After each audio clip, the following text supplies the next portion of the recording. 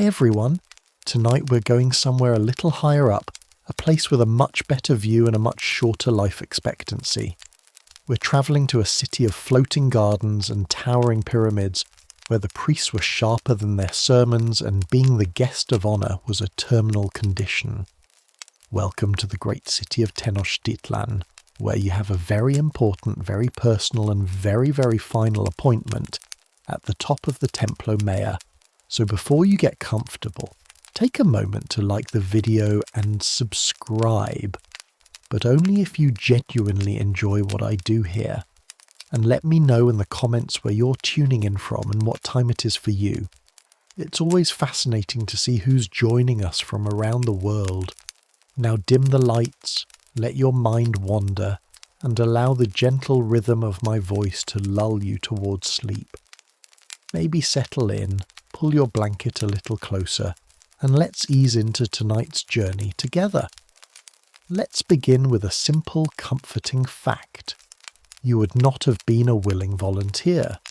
The popular image of a noble Aztec warrior bravely marching up the temple steps, eager to meet the gods, is mostly a romantic myth. In reality, the vast majority of sacrificial victims were outsiders. They were prisoners of war, captured from rival city-states like Tlaxcala or Huexotzinco during the ritualized conflicts known as the Flower Wars. These weren't wars of conquest in the traditional sense. They were ceremonial battles fought with the express purpose of capturing warriors for the sacrificial altar. Think of it as the universe's most aggressive and non-negotiable recruitment drive. If you weren't a captured enemy, you might be a slave, purchased specifically for a certain festival. Or perhaps you were chosen as a tribute from a conquered territory, a living tax payment to keep the empire running and the gods satisfied. In some rarer, more specific ceremonies, even Aztecs could be chosen, but this was the exception. For the most part, you are here because you lost a fight somewhere else, and now your day is about to get significantly worse. Your journey to the pyramid begins not with reverence, but with the cold, hard reality of being a captive in a foreign city, surrounded by a language you don't understand and a populace that sees you not as a person, but as a divine meal. The streets of Tenochtitlan are a marvel of engineering, a sprawling metropolis built on a lake, with canals for roads and causeways connecting it to the mainland. It's beautiful, clean, and orderly. And none of that matters to you, because every perfectly swept street and floating chinampa garden only leads you closer to the great twin pyramids at the city's heart, the Templo Maya. One temple is dedicated to Tlaloc, the god of rain, and the other to Huitzilopochtli, the hummingbird god of war and the sun. Your appointment is with the latter. Now, depending on the festival, your preparation for this final day could be surprisingly luxurious. For the festival of Toxcatl, one particularly handsome male captive was chosen a year in advance to live as the embodiment of the god Tezcatlipoca. For a full year, you would be a god on earth. You would be dressed in the finest embroidered cloaks, adorned with gold and feathers. You'd be taught to play the flute, carry flowers, and smoke tobacco with grace. You'd have 4 beautiful maidens as your companions, women who were themselves representations of goddesses. You would be paraded through the city, and people would bow and offer you gifts. You would live a life of perfect, pampered bliss. It sounds wonderful, doesn't it? A year of being treated like a deity. But all along, you know exactly how it ends. Every perfect meal, every whispered song from your flute, every adoring glance from the crowd is just a tick of the clock counting down to the moment you ascend the temple steps and give it all back. On the final day, your divine companions would weep and leave you. You would be taken to a smaller temple outside the city, and as you climb the steps, you would break one of your flutes on each step, a symbolic shattering of your beautiful temporary life. This wasn't just a sacrifice. It was a year-long piece of psychological theatre, where the victim's own brief experience of divinity made the offering that much more potent. The beauty of the life you lived for a year was the point. You weren't just giving a body, you were giving up a perfect existence, a microcosm of everything the gods themselves could enjoy. But let's be honest, you probably weren't the chosen one for Toxcatl. You're more likely part of a large group of captives, queued up for a less glamorous but equally final ceremony. As you stand at the base of the Templo Mea, the air is thick. It's a mix of cloying copal incense, the scent of thousands of unwashed bodies pressed together in the plaza, and another, sharper, metallic smell that you try very hard not to identify. The sound is a deafening roar, not the sound of a mob, but the sound of a congregation. There are drums, their deep rhythmic pulse echoing the heartbeat you can feel in your own throat. There are high-pitched whistles made from bone, and the deep, mournful howl of conch shell trumpets. The crowd chants in unison, a low, hypnotic hum that seems to make the very stones vibrate. And then you begin to climb. The steps of the Templo Mea are steep, narrow, and deliberately designed to be difficult. You are forced to ascend sideways, unable to turn your back fully on the idol at the top or the crowd below. There are 114 steps, and with each one, the roar of the plaza recedes slightly, replaced by the pounding of the drums and the whoosh of the wind. Your legs burn, your heart pounds. You're being pushed forward by the priests, and you can see the line of others ahead of you, a grim procession against the bright blue sky. You can't see the top clearly until you're almost there, and when you finally reach the summit, the view is breathtaking.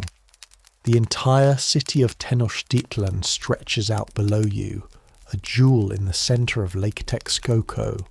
You can see the snow-capped volcanoes in the distance.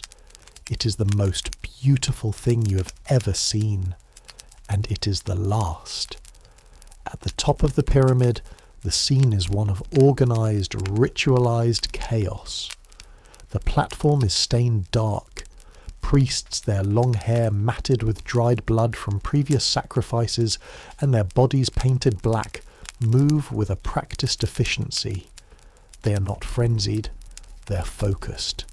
This is not an act of rage, it is their job. 4 priests take hold of you, 1 for each limb. They are strong, their grip like iron. You're stretched backwards over a low convex stone, the tepanazli. Your back is arched, pushing your chest upward toward the sun. For a brief, terrifying moment, you're staring straight up at the sky. The sun a blinding white eye. A 5th priest, the most senior, stands over you. He holds a knife, but it's not a metal knife. It's made of obsidian, volcanic glass sharpened to a molecule-thin edge, far sharper than any steel. He speaks, but you don't hear the words. You only hear the drums. The Aztec believed that the universe was in a constant, precarious balance. The sun god, Huitzilopochtli, had to battle the forces of darkness every single night to rise again in the morning. This cosmic struggle required energy, and that energy came from human life, specifically the heart and blood, which they called chalchihuatl, or precious water. Without these offerings the sun would die, the world would be plunged into eternal darkness, and all of creation would end. Your sacrifice in their eyes was not an act of cruelty. It was a necessary, vital, and profoundly sacred duty to keep the universe running. You are not being murdered, you are feeding a god. You're preventing the apocalypse. This is, of course, very little comfort as you lie on the stone. The senior priest raises the obsidian blade. The act itself is swift, a testament to long practice. A single, precise movement. Your heart, now considered a divine offering, is held up to the sun, a steaming tribute to the god. The steam rising from it was believed to be the spirit's essence ascending to the heavens. What happens next is where things get even less pleasant, if that were possible. Your body, now an empty vessel, is rolled down the steep temple steps, tumbling and bouncing until it comes to a rest at the base. Down in the plaza, other priests would take the body. Depending on the ritual and the victim, different things could happen. The head might be severed and placed on a zompantli, a massive skull rack that stood in the plaza. These racks were not just gruesome decorations, they were public records, a chillingly effective display of the empire's power and piety, holding thousands of skulls at a time. The limbs might be given to the warrior who captured you. He might take them home for a ritual feast, a form of sacred cannibalism where it was believed that consuming the flesh of a brave enemy allowed the warrior to absorb his strength and courage. It was a holy communion, not a barbecue. Your skin could even be flayed and worn by a priest for 20 days in a ceremony honouring the god Zep-Totec, the flayed lord, a deity of agriculture and rebirth. The priest wearing your skin symbolised the earth putting on a new layer of vegetation in the spring. You became a walking, horrifying metaphor for seasonal renewal, and it's important to remember that heart extraction was just the most common method. The Aztecs had a diverse and creative portfolio of sacrificial rites. Some prisoners were tied to a large stone and made to fight in gladiatorial-style combat against fully armed Aztec warriors. They were given a mock weapon, perhaps a club studded with feathers instead of obsidian blades, and expected to defend themselves. It was a slow, theatrical death for the entertainment of the masses and the honour of the gods. In ceremonies for the rain god Tlaloc, children were sometimes sacrificed. Their tears were believed to be a good omen, promising a wet season and a bountiful harvest. The more the children cried on their way to the shrine, the more rain was expected to fall. For Huehueteotl, the old fire god, victims might be drugged with a psychedelic fungus and then thrown into a great bonfire. Before they died, they would be pulled out with hooks, and their still beating hearts would be cut out and offered to the flames. So, let's recap your journey. You've been captured in a ritual war, marched to a foreign city, possibly pampered for a year only to have it all ripped away, then forced up 114 steps to a platform of priests with a blood-matted hairdo. You've been stretched over a stone, had a very important out-of-body experience involving an obsidian knife, and then your earthly vessel was tumbled down a pyramid to be dismembered. Your head is now a decoration on a public skull rack, and a priest might be wearing your skin as a ceremonial poncho for the next 3 weeks. It's safe to say survival was not high on the agenda, and even if, by some impossible miracle, you managed to escape the priests, dodge the skull collectors, and flee the city, you're still in the middle of a powerful hostile empire in the 15th century. Your chances of making it home are, to put it mildly, statistically insignificant. You simply would not survive. To truly understand how you ended up on that stone, we need to talk about the supply chain. Sacrifices on this scale required a steady, reliable source of offerings, and the Aztec Empire had perfected a unique and chillingly elegant solution: the Xochitl, or flower wars. These weren't the brutal, chaotic battles for territory that other empires fought. Instead, they were prearranged, highly ritualized conflicts between the Aztec Triple Alliance, and their rival city-states like Tlaxcala. Think of it as the most macabre sporting event in history, where the trophy was a trip to the Templo Mayor. The rules were strangely civilized. The two sides would agree on a time and a sacred battlefield, known as a Cuauhtlali. The goal wasn't to annihilate the enemy or seize their land, it was simply to capture as many able-bodied warriors as possible. Killing on the battlefield was considered clumsy and inefficient. The real prize was a living, breathing captive who could be presented to the gods in his full strength and vitality. For the warriors involved, the flower wars were a path to social advancement and honor.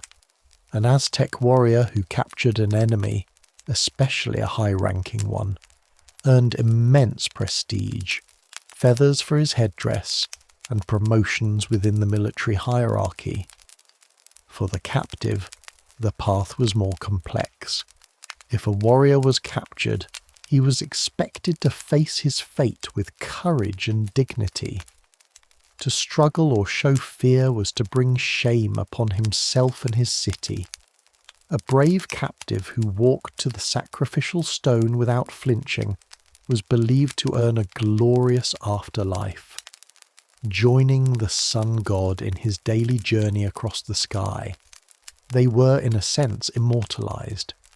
This belief system created a strange shared code of honor between mortal enemies. The captor respected the captive's bravery, and the captive accepted his sacred role.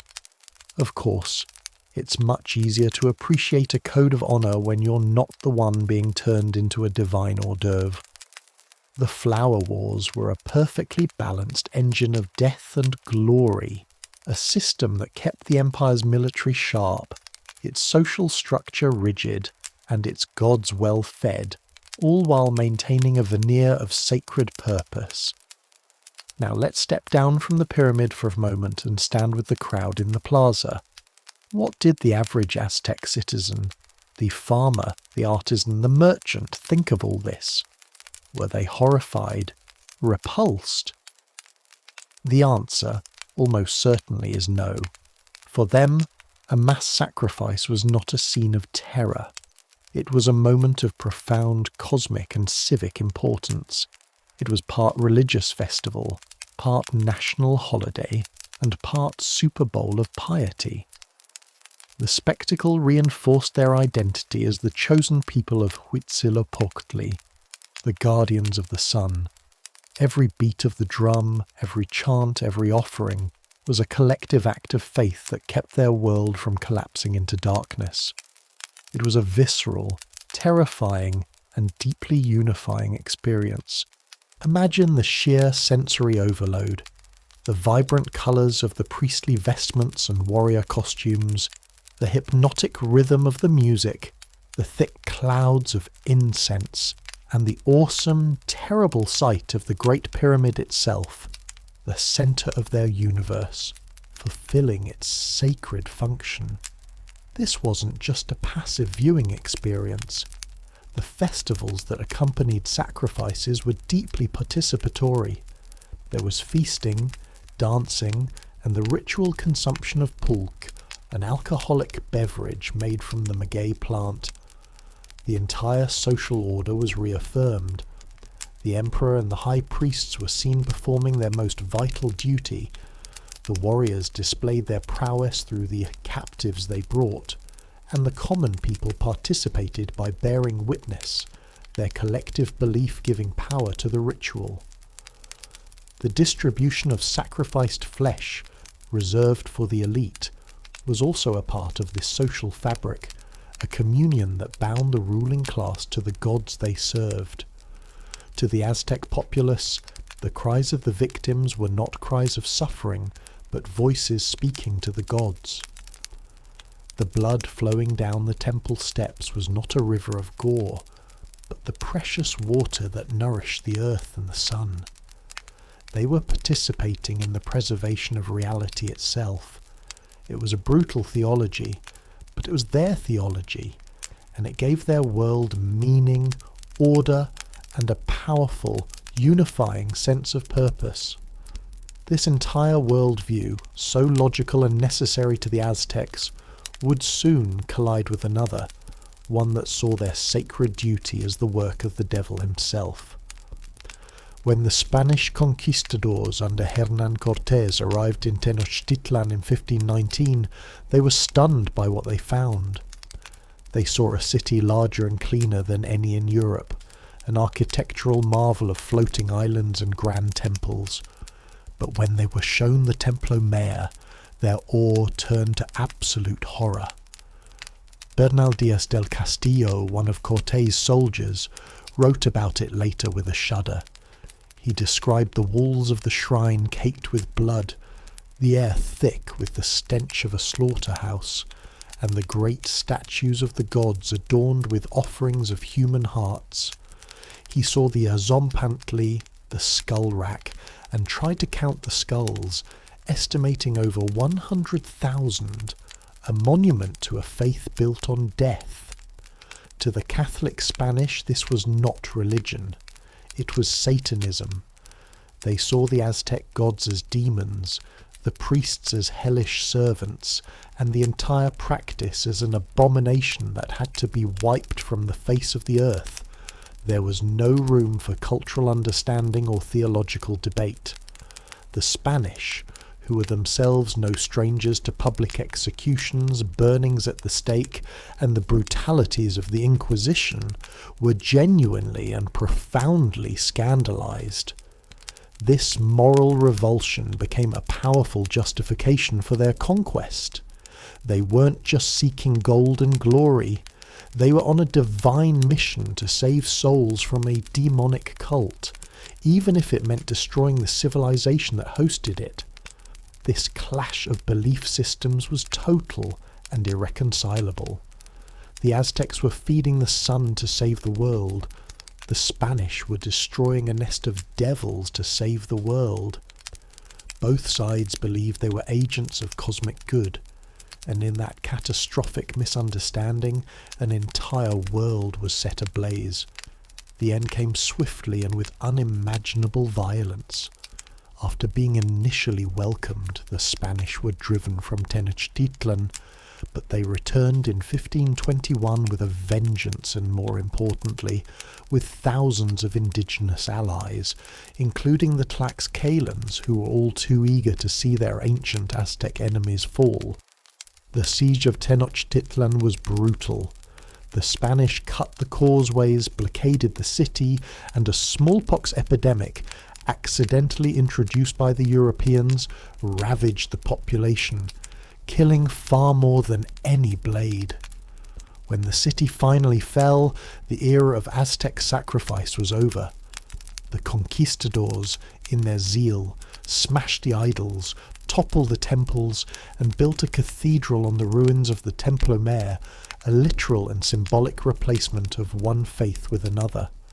The priests were killed or scattered. The skull racks were torn down. The sacred rituals that had governed the cosmos for centuries were outlawed, punishable by death. The abrupt end of the sacrificial system was a psychological catastrophe for the Aztec survivors. For generations they had been taught that their offerings were the only thing keeping the sun in the sky, and now the offerings had stopped. Yet the sun continued to rise. Every morning the dawn was a silent, confusing refutation of their entire worldview. Their gods had been defeated, their cosmic purpose rendered meaningless. It was a spiritual devastation from which they would never recover. And so, the great bloody engine of the Aztec faith ground to a halt. The flower wars ceased. The obsidian knives were laid down, and the terrible heartbeat of the temple drums was silenced forever.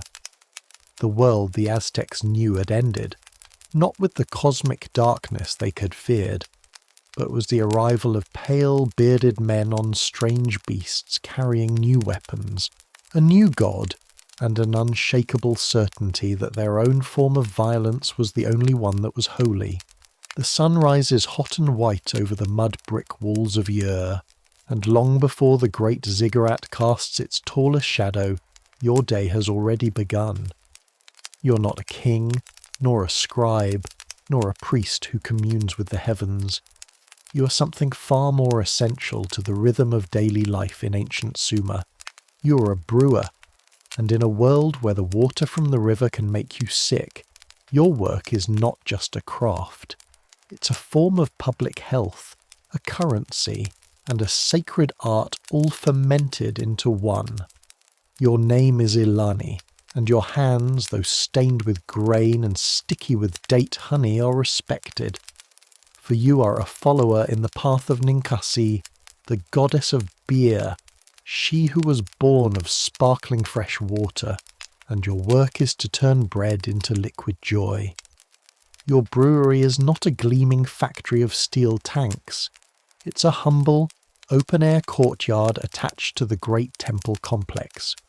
The air already smells of damp earth, baking bread, and the sweet yeasty tang of fermentation. Your first task of the day is not to brew, but to prepare the foundation of all Sumerian beer, bapir, the beer bread. You take coarsely ground barley and emmer wheat, mixing it with water and perhaps a little honey or crushed dates to form a hard dry dough. This isn't a soft, fluffy loaf meant for a meal. It is baked twice, until it becomes a rock-hard, shelf-stable brick of concentrated grain. This process preserves the barley, preventing it from spoiling in the Mesopotamian heat. The bapir is your stored potential, the very soul of the beer waiting to be awakened. You spend the early morning hours mixing, kneading, and shaping these loaves. Your movements are practiced rhythmic dance passed down through generations of brewers, many of them women like yourself. The temple scribes may record the king's decrees, but you are recording flavour in a language older than cuneiform. Once the bapir loaves are baked and cooled, the real magic begins. You take several of the hard loaves and break them into pieces, placing them into a large clay vat. The vat is enormous, almost as tall as you are, its surface smoothed by years of use. Now comes the water, hauled in heavy jars from a dedicated temple well, cleaner than the water from the canals where the city's life and waste intermingle. You pour the water over the broken bapir, and the sound of it hitting the clay is a welcome coolness in the rising heat. The bread begins to soften, slowly dissolving and turning the water into a thick, cloudy gruel. This is the mash. To this you add more grain, this time malted barley that has been allowed to sprout, which contains the natural enzymes needed to convert starches into fermentable sugars. This is the secret knowledge of the brewer, understanding how one type of grain can unlock the spirit of another. You stir the mash with a long wooden paddle, a slow, arduous process that requires strength and patience. The mixture is heavy, a porridge-like substance that will soon become something divine. As you stir, you might chant a quiet verse from the hymn to Ninkasi, not just as a prayer, but as a recipe and a reminder of your sacred duty. Ninkasi, you are the one who handles the dough with a big shovel, mixing in a pit, the bapir with sweet aromatics. You're not just mixing ingredients, you are performing a ritual, coaxing the life force out of the grain. Once the mash is thoroughly mixed, you leave it. Now the invisible gods of fermentation begin their work. Wild yeast from the air, from the surface of the clay vat, and from the grain itself begins to consume the sugars, releasing alcohol and carbon dioxide. The vat begins to bubble and foam, a slow, gentle simmer that is the sign of Ninkasi's presence. It is alive. While one vat is fermenting, you attend to another that is ready for the next stage. Sumerian beer was not the clear, filtered beverage we know today. It was thick, cloudy, and full of bread fragments, husks, and other solids. It was less like a modern lager and more like a drinkable, alcoholic porridge. To make it palatable, it needed to be strained. You take large pieces of woven cloth or reed mats and use them to filter the liquid from one vat to another, a slow and messy process. The goal is to separate the liquid beer from the solid dregs. What's left behind, a sodden mass of spent grain, is not wasted. It's a nutrient-rich food that can be given to the temple's livestock. In the cyclical world of Sumer, nothing is truly lost. The filtered beer is now ready for a final touch: flavouring. Hops were unknown in ancient Mesopotamia, so brewers like you had to be creative. You might stir in a generous amount of date honey, creating a sweet, strong beer reserved for religious festivals or the king's table. Or perhaps you'd add a mixture of herbs and spices, a secret recipe known only to your temple, to create a beer with a unique aromatic profile. There were many types of beer in Sumer, each with its own name and purpose. There was dark beer, light beer, strong beer, and sweet beer. The rations for a common labourer would be a weaker, more watery brew, while a high priest might enjoy a rich flavoured vintage. You, as the brewer, are the master of this diverse liquid menu, the keeper of tastes that define the social and religious life of the city. One of your most important duties is managing the temple's inventory, for beer was not just a drink, it was a form of payment. The hundreds of labourers building the ziggurat, these scribes keeping the records, the soldiers guarding the walls, they are all paid in daily rations of bread and beer. Cuneiform tablets, the world's oldest spreadsheets, meticulously record these payments. A standard worker might receive one siller, about a litre of beer per day. A higher-ranking official might receive 3 or 4. Your vats are, in essence, the temple's treasury, and you are its manager. You oversee the distribution, ensuring that every worker receives their liquid wage. Your role connects you to every facet of the city's life. The beer you make today will pay the man who is building the goddess Inanna's shrine tomorrow. As midday approaches, the heat becomes oppressive. The stone floors of the courtyard are hot to the touch. This is a time for rest, for seeking shade. But soon the city will stir again, and the taverns will open. While you work in a sacred context, much of the city's beer is consumed in these loud, bustling public houses. Taverns in Sumer were often run by women, and they were the centres of social life. Here, a farmer might celebrate a good harvest, a merchant might seal a deal over a shared jar of beer, or a soldier might gamble away his pay playing games of chance. The beer was served in large ceramic jars, and drinkers would sip it through long straws, often made of reed or even precious metals like copper or gold. These straws were not a novelty, they were a necessity, designed to bypass the layer of bread fragments and yeast floating on the surface of the unfiltered brew.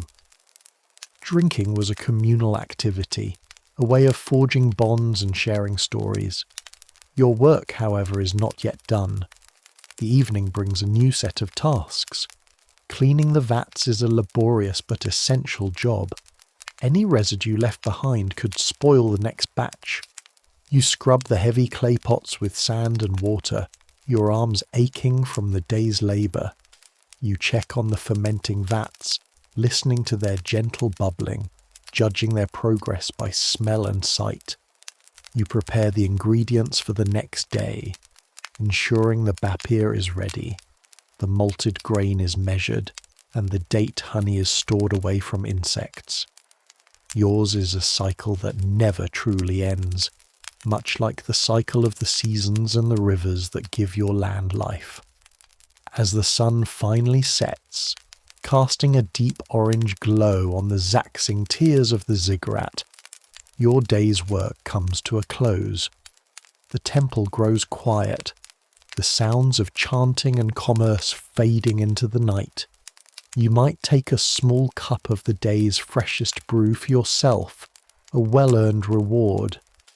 You drink it slowly, not through a straw, but letting the thick liquid coat your tongue. It tastes of the earth, of the sun-baked barley, of the sweet dates from the palm groves. It is the taste of civilization itself. You look out over the city, a constellation of small fires and oil lamps beginning to twinkle in the dusk.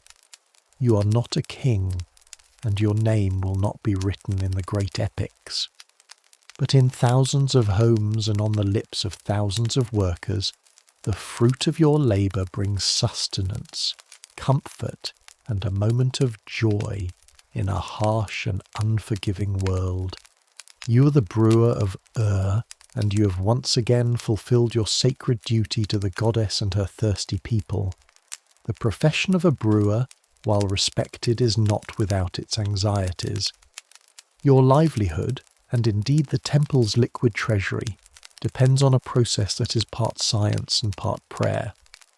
A single misstep can lead to disaster. One of your constant worries is spoilage. In the oppressive heat of Mesopotamia, a batch of beer can turn sour overnight. An unseen contamination, a change in temperature, or simply bad luck could transform a vat of valuable, sweet-smelling mash into a foul, acidic waste. The smell is unmistakable. A sharp vinegar tang that stings the nostrils and signals a complete loss. When this happens, there is no remedy. The entire batch must be discarded, poured out onto the thirsty earth, a silent offering to the gods of misfortune. It means wasted grain, wasted labour, and a deficit in the temple's accounts that you, as the chief brewer, must answer for to the priests. Then there are the pests. The storehouses where the barley and bapir are kept must be vigilantly protected from weevils and rodents. A small infestation can decimate months of stored grain.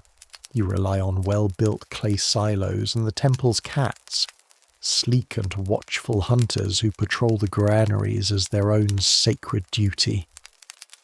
During the fermentation process, the sweet, open vats attract swarms of insects. You cover them with woven reed mats, not just to keep out dust, but to protect the precious liquid from unwanted guests. Every step is a small battle against the forces of decay and chaos, a constant effort to maintain the purity of Ninkasi's creation. And beyond the natural world, there are the laws of men. Though the famous Code of Hammurabi would be written centuries after your time in Ur, the legal principles it codified were already taking root. Laws concerning fair trade and honest measures were paramount. A tavern keeper who served a short measure of beer or overcharged her customers could face severe penalties, even death by drowning according to some later laws. As the temple's brewer, you are responsible for the initial measure. The rations you distribute to the workers must be exact. You use standardized ceramic jars and make careful markings on a clay tablet for every distribution, your own form of cuneiform accounting. Your reputation, and that of the temple, rests on your honesty. A whisper of cheating could be more damaging than a spoiled batch of beer. Let's return to the tavern, the Eshdam, as the sun begins to dip lower, painting the city in hues of purple and orange. This is where your creation truly comes to life, not as currency, but as community. The tavern is a long, low-ceilinged room, its mud brick walls keeping the interior cool. The air is thick with the smell of beer, roasted barley and human sweat. It's loud, filled with the boisterous laughter of off-duty soldiers, the haggling of merchants who have travelled from distant lands like Dilmun in the Persian Gulf, and the quiet gossip of farmers. The alewife, the woman who runs the establishment, moves through the crowd with a practised authority. She is both a hostess and a peacekeeper, quick to break up a dispute or refill a jar for a thirsty patron. You watch as a group of builders, their bodies lean and powerful from a day spent hauling bricks for the ziggurat, gather around a large ceramic jar. They plunge their long reed straws into the brew, each man finding his own space. They do not drink in silence. They talk of their work, their families, the latest rumours from the palace. The beer loosens their tongues and eases the aches in their muscles. In another corner, a merchant from a far-off land negotiates with a local lapis lazuli craftsman. They share a smaller, more refined jar of sweet date-flavoured beer. Their straws, made of polished copper, glint in the lamplight. Their deal is sealed not with a handshake, but with a shared drink, a gesture of trust and mutual respect that transcends language. The tavern is the city in miniature, a place of commerce, of friendship, of fleeting arguments and lasting bonds, all of it lubricated by the liquid bread you painstakingly craft each day. But the ultimate destination for your finest work is not the tavern, nor the worker's ration jar. It is the temple itself. For a high festival honouring the moon god Nana, the patron deity of Ur, you are tasked with creating a special brew, a beer of unparalleled quality fit for the god himself. For this, you use only the finest ingredients, the best bapir, the sweetest date honey, and a secret blend of spices. The process is slower, more deliberate. You oversee every step with an almost prayerful intensity. When the beer is finally fermented and filtered, its aroma is intoxicating, rich and complex. You pour the beer into a special vessel, a beautiful alabaster jar with carved inscriptions praising Ninkasi and Nana. You carry it yourself, your heart a nervous drum, into the inner sanctum of the temple. This is a place few are allowed to enter.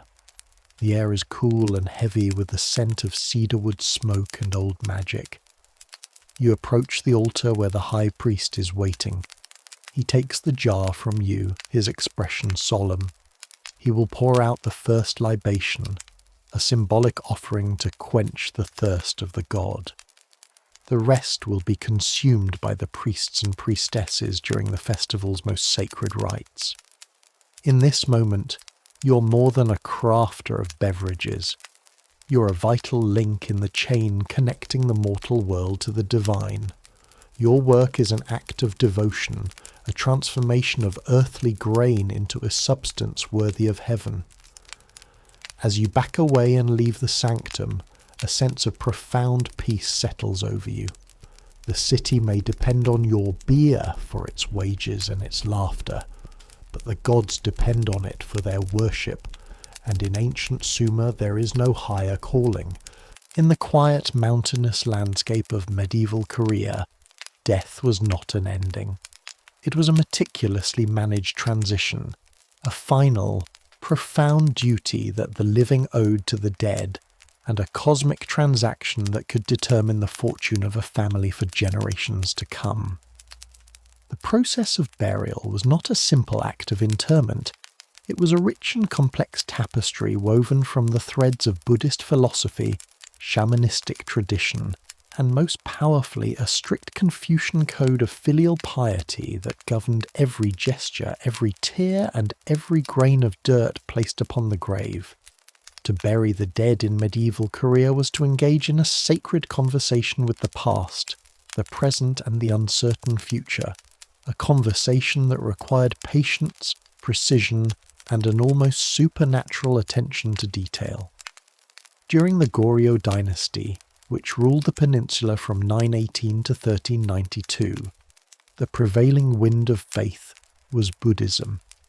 For centuries its teachings on impermanence and the cycle of rebirth, or samsara, shaped how Koreans viewed the body after death. If the physical form was merely a temporary vessel for a soul destined for another life, then clinging to it was a form of attachment, an obstacle to enlightenment. Consequently, cremation was the preferred method of burial, especially for the aristocracy and the royal family. This was not a grim, industrial process. A Goryeo cremation was a deeply spiritual event.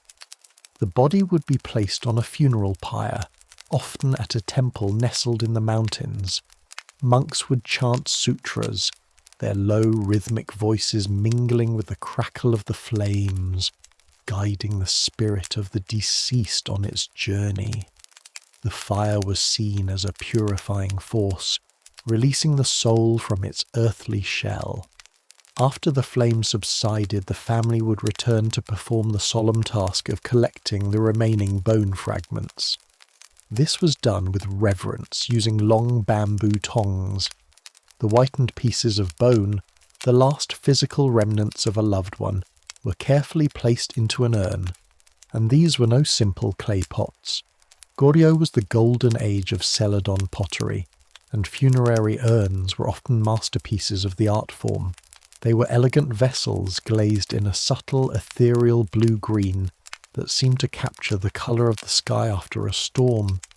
Some were simple and graceful, others were intricately decorated with carved lotuses, clouds, or cranes, all symbols of purity, heaven, and longevity. These urns, containing the essence of the deceased, would then be buried in a small, well-chosen spot, often on a mountainside with a peaceful view. Sometimes multiple urns from the same family would be placed together, creating a communal resting place. For the people of Goryeo, the spirit was eternal, but the body was transient, and the Celadon urn was the beautiful final vessel for a life that had dissolved back into the cosmos. But by the late 14th century, a new dynasty, the Joseon, rose to power, and with it came a dramatic and forceful shift in philosophy. The Joseon rulers adopted Neo-Confucianism as the state ideology, and its principles would radically reshape Korean society, from the king's court down to the humblest farming village. And no aspect of life, or death, was more affected than burial customs. Confucianism placed paramount importance on filial piety, or hyo, the sacred duty of respect and service that a child owed to their parents. This duty did not end at death. In fact, it became even more profound. The body was seen as a precious inheritance from one's parents, a physical legacy to be cared for throughout life, and most importantly, preserved intact after death. To burn the body, to cremate it, was now seen as a horrific act of filial impiety, a desecration of the sacred vessel given to you by your ancestors. The Joseon government actively suppressed cremation, branding it a barbaric and unfilial practice. Thus, burial in the earth became the only acceptable method, and it was not to be a simple affair. It was a long, elaborate and expensive process governed by a labyrinth of rules laid out in Confucian texts like the Jujia Zali, family rituals of Jushi. The moment a parent died, a period of intense and highly structured mourning began. The eldest son, as the chief mourner, had the most important role. The body would be washed, dressed in fine grave clothes, and placed in the main hall of the house. A screen would be set up around it, and for 3, 5, or sometimes even 7 days, the family would keep a constant vigil. This was a time for ritualized wailing. The sounds of grief were not suppressed. They were an expected and necessary expression of loss and respect.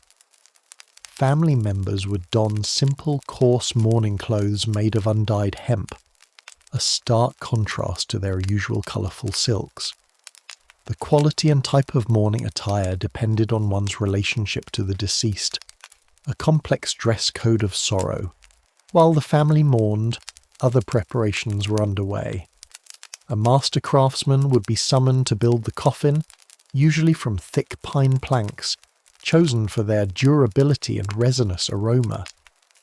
The coffin was built with incredible precision, using interlocking joints rather than nails.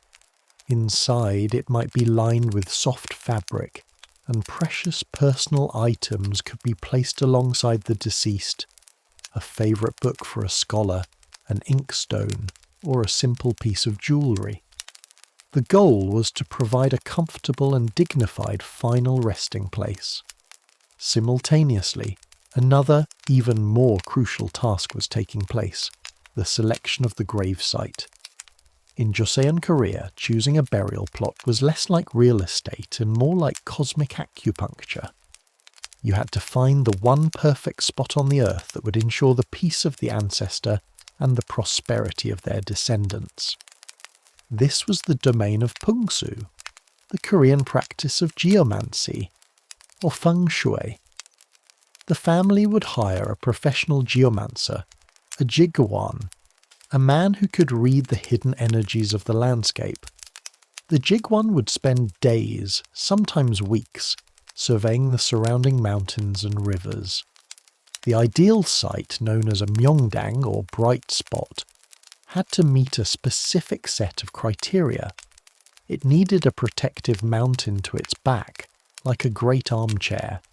It needed smaller, embracing hills on its left and right, known as the Blue Dragon and the White Tiger. It needed an open view to the front and a gently flowing stream nearby to collect and hold the auspicious energy, or GI. The shape of the mountains, the direction of the water, the type of soil, every detail was scrutinized. A well-chosen site could bring wealth, health, and high-ranking government positions to the family for generations. A poorly chosen one, however, could bring bankruptcy, illness, and ruin. This belief placed immense pressure on the chief mourner. The future of his entire lineage rested on finding the right patch of earth. Stories abound in Korean folklore of families who rose to greatness or fell into destitution based on the power of their ancestors' graves.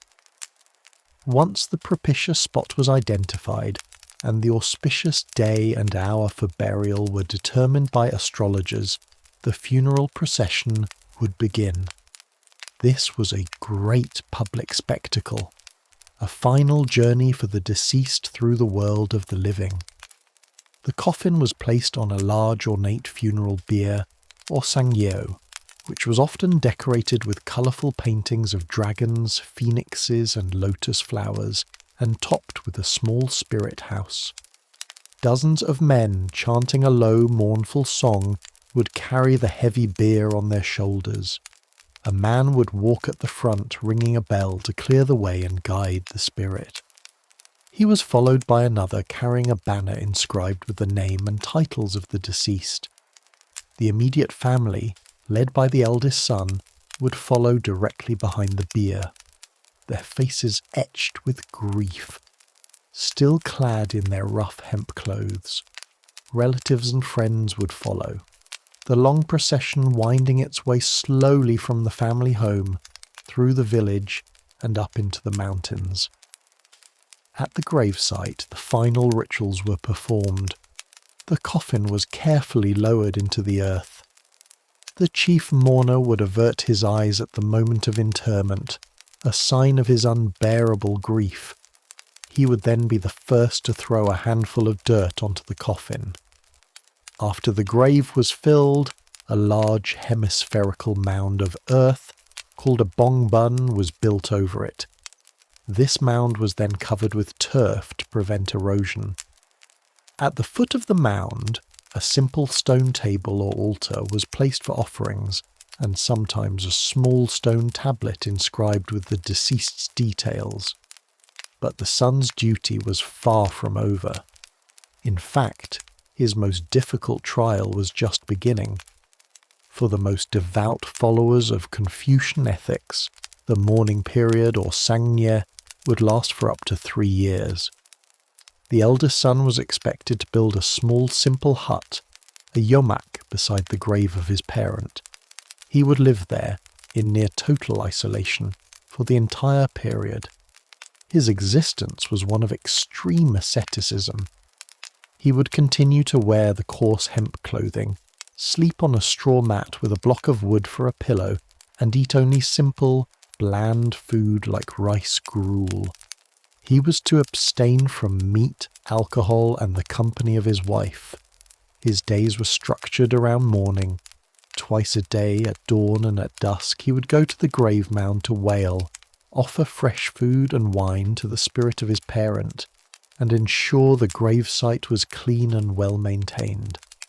This practice, known as simyosari, was the ultimate demonstration of filial piety. It was a public and private performance of grief and devotion that consumed years of a man's life. It was physically grueling and emotionally draining, but it brought immense honour to the family. A man who completed the 3-year mourning period was praised as a paragon of virtue. While this extreme practice was usually reserved for the scholarly elite, or yangban, all families were expected to observe a period of mourning and perform ancestral rites, known as jisa. The burial was not a farewell. It was the transformation of a family member into a venerated ancestor. The dead were believed to remain a part of the family, their spirits watching over their descendants from the other world. On the anniversary of the parent's death, and on major holidays like the Lunar New Year and Chuseok, the harvest festival, the family would gather, either at the gravesite or at home before a memorial tablet. They would prepare an elaborate table of offerings: rice, soup, fruits, meats, and wine, all arranged in a specific ritualized pattern. The family members, dressed in fine clothes, would bow deeply before the altar, offering the food and wine to the ancestral spirits and asking for their continued blessing and protection. This tradition of jisa has continued in Korea for centuries and is still practiced by many families today, a living link to the Confucian worldview that shaped the nation. The dead, in Korea, are never truly gone. They're simply waiting for dinner. The first thing you notice upon waking is the smoke. It hangs in the air of the longhouse, a thick, hazy blanket that catches the single pale column of morning light, filtering down from the smoke hole in the roof. It smells of burning peat, of sleeping bodies, of damp wool, and of the livestock who shared this space with your family through the long, cold night. You are 10 years old, your name is Astrid, and your world is this long, narrow hall, a universe of timber, thatch, and fire. There is no gentle awakening here, no parent softly calling your name. The cold seeping up from the earthen floor is your alarm clock, and the low, impatient bleating of a goat is your first summons to duty. In the Viking Age, childhood was not a period of play and leisure. It was an apprenticeship for survival, and your chores began the moment your eyes opened. Your first task, before even a thought of breakfast, is the fire. The central hearth is the beating heart of the longhouse. It is the sole source of heat against the biting Scandinavian cold, the only light in the windowless gloom, and the place where every meal is cooked. Last night, your father carefully banked the embers with ash to keep them alive. Now, it is your job to gently resurrect them. You kneel on the packed earth, your small hands carefully scraping away the ash to reveal the faint orange glow within. You add small, dry twigs, blowing softly, patiently, until a tiny flame flickers to life. Then you add larger pieces of peat or wood, carefully building the fire into a steady, reliable blaze. To let the fire die out would be more than an inconvenience. It would be a disaster, a sign of carelessness that your family could not afford. The warmth that begins to spread from the hearth is your first accomplishment of the day. While the fire grows, your older brother Björn has his own set of morning duties. If it is deep winter, some of the most valuable livestock, a milk cow, a few sheep or goats, have been brought inside to share the longhouse's warmth. This saved them from freezing, but it also meant their waste now decorated the floor at one end of the hall. Bjorn's job is to muck it out, shoveling the dung into a wooden bucket and carrying it outside to the midden heap. It's a smelly, thankless task, but essential for keeping the living space even remotely hygienic. The dung in turn will be used as fertilizer for the fields in the spring. In the Viking world, nothing was ever truly waste. Meanwhile, one of your own tasks is to fetch water. You take 2 heavy wooden buckets and head out into the crisp morning air. The journey is to a nearby stream. Its water so cold it makes your fingers ache. You fill the buckets, the weight of them making you stagger on the walk back. This water will be used for everything. For the porridge that will soon be bubbling over the fire, for the small amount of washing your family will do, and for the animals. You will make this trip several times before the day is over. With the fire lit and water fetched, the domestic rhythm of the longhouse begins, and your work is central to it. Your mother hands you a small leather pouch of barley. Your task is to grind it into flour for the day's flatbread. You kneel before the quernstone, a heavy flat circular stone with another smaller stone on top. You pour the grain into a hole in the top stone and begin to turn it, a repetitive grinding motion that requires all of your upper body strength. The stone is heavy and the work is slow. The gritty sound of stone on stone fills your corner of the longhouse. It's monotonous, tiring work, but the coarse grey flour that trickles out from between the stones is the foundation of your family's diet. While you grind, your mother might be tending to the large iron cauldron that hangs over the hearth, stirring a simple porridge of grains and water, which will be the morning meal for the entire family. After the grinding is done, your day's work shifts to the most important and time-consuming craft of a Viking woman, textiles. Your family needs clothes, blankets, and sails for your father's boat, and all of it must be made by hand from scratch. Your mother is a master weaver, her hands moving with practiced grace at the large warp-weighted loom that stands against one wall of the longhouse. It is a formidable piece of equipment, a tall wooden frame from which hundreds of threads hang, held taut by heavy clay or stone weights. Your job is not yet to weave, but to perform the endless preparatory tasks. Today, you're given a pile of greasy raw wool, shorn from the family's sheep last season. You must first card it, using 2 wooden paddles with sharp metal teeth to comb the fibres, pulling them apart and aligning them until the wool is a soft, airy cloud. Once the wool is carded, you must spin it into yarn. You sit on a low stool by the fire, taking a tuft of the carded wool and a drop spindle, a simple weighted stick. You expertly twist the fibres, letting the spindle drop and spin, transforming the fluffy wool into a strong, tight thread of yarn. It's a skill you've been learning since you were old enough to hold the spindle. Your fingers move automatically, your mind free to wander as you listen to the sounds of the longhouse. This process is incredibly slow. It will take you many, many hours of spinning to produce enough yarn for your mother to weave just a few inches of cloth.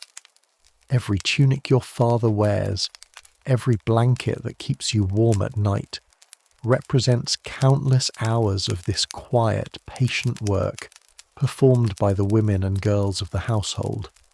It is the invisible economy of the Viking Age, a craft as vital as any sword or longship. As a girl, your world is largely centred on the domestic sphere, the hearth, the loom, the kitchen. Your chores are about nurturing, creating and maintaining the household. You learn to cook, to preserve food for the long winter by drying, salting or smoking fish and meat. You learn the properties of herbs, which ones can be used to flavour a stew and which can soothe a cough. You forage in the nearby woods for berries and nuts in the summer and autumn. You are responsible for mending clothes, a constant task, using a sharp bone needle, and the yarn you spun yourself to patch a tear in your brother's tunic or resew a seam on a leather shoe. You are learning the complex web of skills that will one day allow you to manage your own household. Bjorn's world, meanwhile, is oriented outward. His chores are an apprenticeship for the life of a Viking man, a farmer, a sailor, a warrior. After mucking out, he takes the sheep out to pasture, his dog at his heels, responsible for keeping them safe from wolves. He learns to use an axe, splitting logs for the fire under your father's watchful eye. His first attempts are clumsy, but with each swing, he learns the feel of the tool, the grain of the wood. He helps your father repair the longship, which is pulled ashore for the winter. He learns how to carve a new oar, how to tar the hull to keep it watertight, and how to tie the complex knots that will hold the sail fast in a storm. In the spring and summer, his days are spent in the fields, helping to plough, plant and harvest the barley and rye that will feed the family. He learns to fish, casting nets into the fjord, and how to hunt, setting snares for rabbits. His work is about strength, about providing for and protecting the family.